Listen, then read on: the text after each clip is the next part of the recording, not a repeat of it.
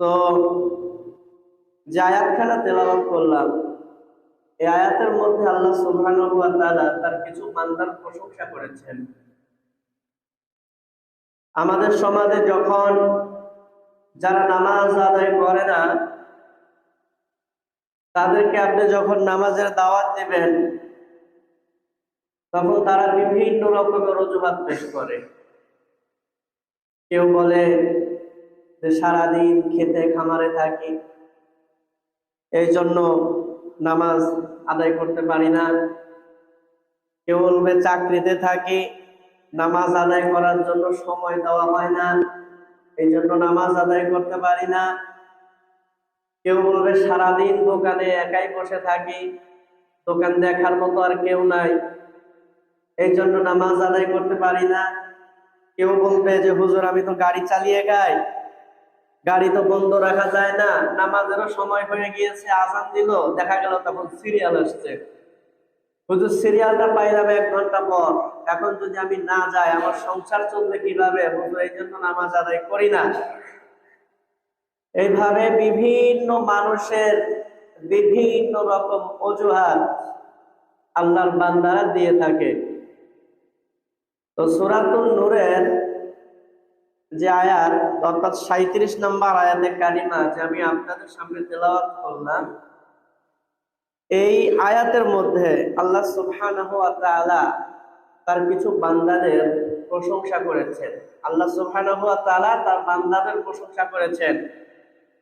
তাহলে প্রথম যে বিষয় আমার আপনার মনে রাখা দরকার, সেটা হলো যাদের প্রশংসা আল্লাহ সুবহানাহু ওয়া তাআলা করেছেন তারা ভাগ্যবান, ঠিক কিনা? এটা প্রথমে বোঝার বিষয়। যাদের প্রশংসা আল্লাহ তাআলা করেছেন তারা ভাগ্যবান।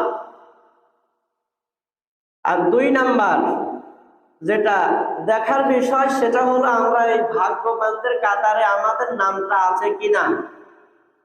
নাম থাকলে আলহামদুলিল্লাহ, আর না থাকলে আমাদেরকে এই ভাগ্যবানদের কাতারে চলে আসতে হবে। সবাই বলেন ইনশাআল্লাহ। রিজালুল লা তুলহিহিম তিজারাতু ওয়ালা বাইউন আন যিকরিল্লাহি ওয়া ইকামিস সালাতি ওয়া ইতাইস যাকাত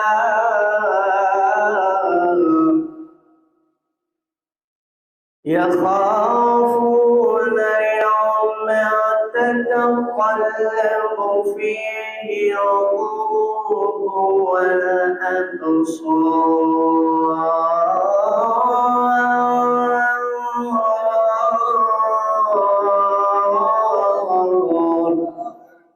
মুসলমান ভাইরা আমার, বন্ধুরা আমার, পবিত্র কোরআনুল কারীম সূরা নূরের 37 নম্বর আয়াতে কারিমা আমি আপনাদের সামনে তেলাওয়াত করেছি।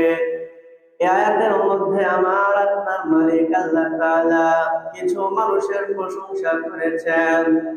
আমার আপনার মালিক আল্লাহ রাব্বুল আলামিন কিছু লোকের কথা স্পেশালি আয়াতের মধ্যে আল্লাহ তাআলা আলোচনা করেছেন।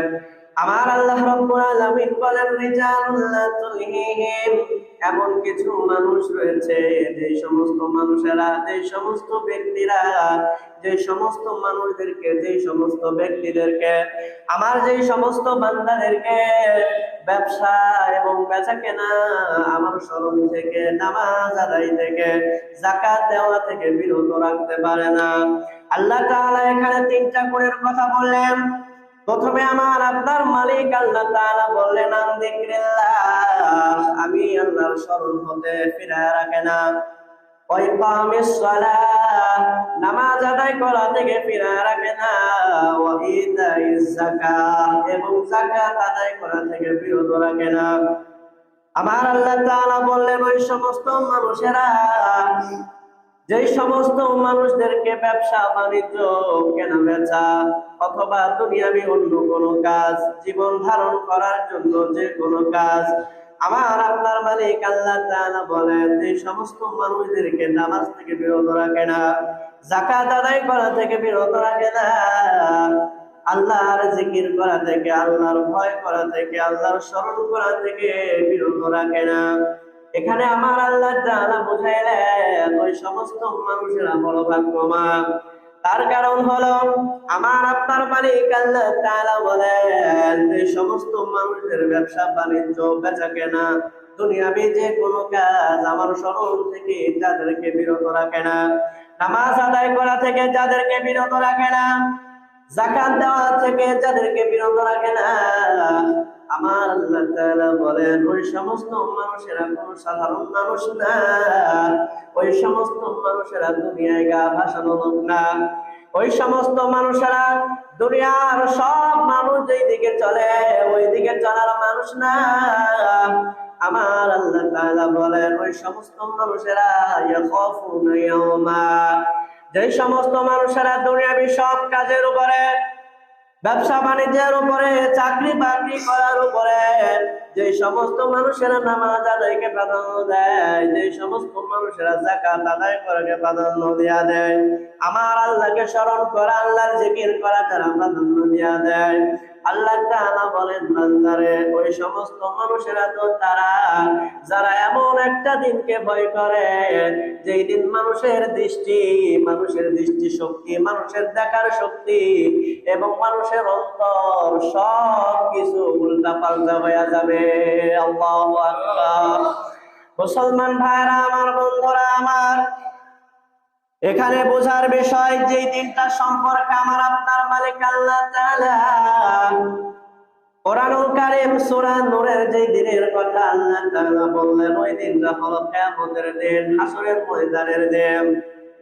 যে কিয়ামতের দিন, হাসরের ময়দানের দিন আল্লাহর বান্দাদের চক্ষুগুলো উল্টায়া যাবে, মানুষের কলমগুলো পরিবর্তন হয়ে যাবে। ও মুসলমান, বিভিন্ন সময় হয়তো দেখেছেন আল্লাহর কোন বান্দা সামান্য কোন জিনিস দেখার পর এত বেশি ভয় পেয়েছে তার হৃদয়ের কম্পন আর থামে না। বুকের মধ্যে আপনি যখন হাত দিবেন দেখবেন ধড়ফড় করে, তার বুকের ভয়টা কমে না, তার মনটা শান্ত হয় না। আমি একবার দেখেছিলাম সাভার সুপার হাসপাতালে আল্লাহর কোন একজন বান্দাকে রক্ত দেবার জন্য যখন সুপার হসপিটালে আমি গিয়েছিলাম, আল্লাহর একজন বান্দা হাসি খুশি মনে রক্তদানের বেড়ে শুইল, হাসি খুশি মনে যে রক্ত দিল। রক্ত দেওয়ার সময় তার পাশে দুইজন বন্ধু ছিল, ওই দুইজন বন্ধুর সাথে সে খুব ঠাট্টা মশকরা করতেছিল, কোনো সমস্যা নাই, সুন্দরভাবে সে আল্লাহর বান্দির জন্য রক্ত ডোনেট করে দিল, রক্ত দিয়ে দিল, কোনো সমস্যা হয় নাই, কোনো ভয় পায় নাই। কিন্তু যখন দায়িত্বশীল যারা ছিল, রক্তটা যখন ওই যে নিচের টুল ছিল ওই টুল থেকে যখন উঁচু করেছে, ওই টুলটা থেকে রক্তটা উঁচু করার পর যেই বান্দা রক্ত দিয়েছে ওই বান্দা যখন এই রক্তের পরিমাণ দেখলো এতখানি রক্ত দেখার পর আমি চাক্ষুষ দেখেছি ওই বান্দার ভয়ে তার চোখগুলো উল্টে যায়। তাহলে মুসলমান ভাইরা আমার, বন্ধুরা আমার, আশেপাশে তার বন্ধু থাকা সত্ত্বেও, এত ডাক্তার এত নার্স থাকা সত্ত্বেও সামান্য এক ব্যাগ রক্ত দেখে যেটা তার শরীর থেকে নিয়েছে এইটা দেখার কারণে ভয়ে তার চোখ দুইটা উল্টায়া যায় এবং আল্লাহর বান্দা পরিশেষে একদিন হাসপাতালে ভর্তি থাকে। তাহলে মুসলমান ভাইরা আমার, বন্ধুরা আমার, এইবার প্রশ্ন হলো কিয়ামতের দিন সম্পর্কে আল্লাহ তাআলা বান্দাদেরকে বারবার সতর্ক করেছেন, হাসরের দিন সম্পর্কে বান্দাদেরকে আল্লাহ তাআলা সতর্ক করে দিয়েছেন। রাসূল আরবি সাল্লাল্লাহু আলাইহি ওয়াসাল্লাম তার হাদিসের মাধ্যমে আল্লাহ বান্দাদেরকে সতর্ক করে দিয়েছেন। এইবার মুসলমান সামান্য এক ব্যাগ রক্ত দেখে আল্লাহর বান্দার চোখটা উল্টে গেল, তাহলে হাসরের ময়দানে দিনটা না জানি কত ভয়ঙ্কর হয়ে যাবে, কিয়ামতের ময়দানটা কত ভয়ঙ্কর হয়ে যাবে। আমার আল্লাহ তাআলা বলেন যাদেরকে ব্যবসা বাণিজ্য, যাদেরকে বেচা কেনা, নামাজ আদায় থেকে ফিরাইতে পারে না, যাকাত দেওয়া থেকে ফিরাইতে পারে না, আল্লাহর স্মরণ থেকে যাদেরকে ফিরাই না, আমার আল্লাহ তাআলা বলেন ওই সমস্ত মানুষেরা ওই দিনটাকে ভয় করে। আল্লাহু আকবার। তাহলে এই আয়াত দিয়ে যদি এখন আমরা নিজেদের বিচার করতে যাই, তাহলে বেশিরভাগ বান্দা আমরা এই আয়াতের বাইরে চলে যাব।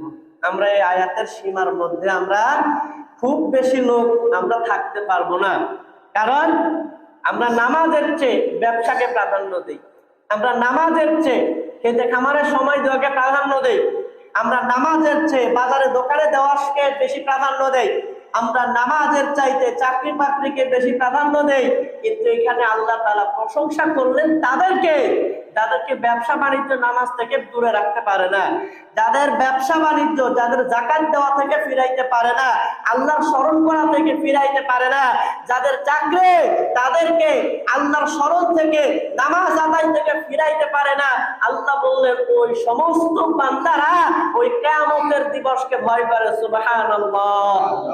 তাহলে আমার আপনার এখন নিজেদের একটু বিচার করা দরকার যে আল্লাহ যে প্রশংসা করলেন, আমরা কি এই আয়াত আল্লাহর এই বান্দাদের কাতারে আছি, নাকি আমরা আল্লাহর বান্দাদের এই সীমানা থেকে আমরা বের হয়ে গেছি? এটা আমাদের একটু বোঝা রাখা দরকার।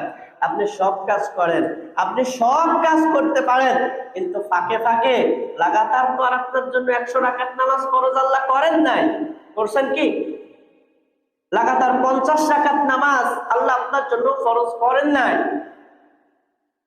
যদিও মেরাজের রজনীতে আল্লাহ তাআলা রাসূল আরবি সাল্লাল্লাহু আলাইহি ওয়াসাল্লামকে প্রথমে 50 ওয়াক্ত নামাজ হাদিয়া দিয়েছিলেন, এটা তো জানেন সবাই।